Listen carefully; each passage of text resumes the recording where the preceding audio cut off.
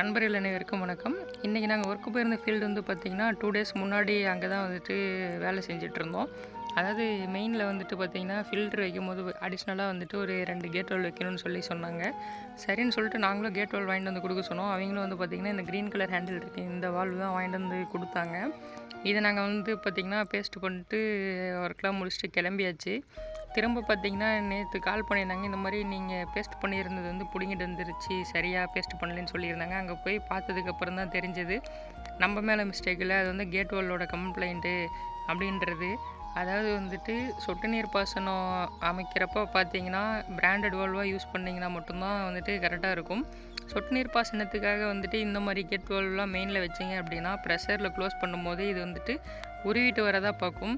அதுக்கப்புறமும் நாங்கள் வந்து ஃபார்மர்கிட்ட சொன்னோம். அவர் வந்து என்னன்ட்டாருன்னா இந்த கேட் வால்வு ஓகே அப்படின்ட்டாரு. அதனால் வேறு ஆப்ஷன் இல்லை. நாங்கள் மறுபடியும் பேஸ்ட் பண்ணி 4 சைடும் வந்து ஸ்க்ரூ போட்டு விட்டுட்டோம்.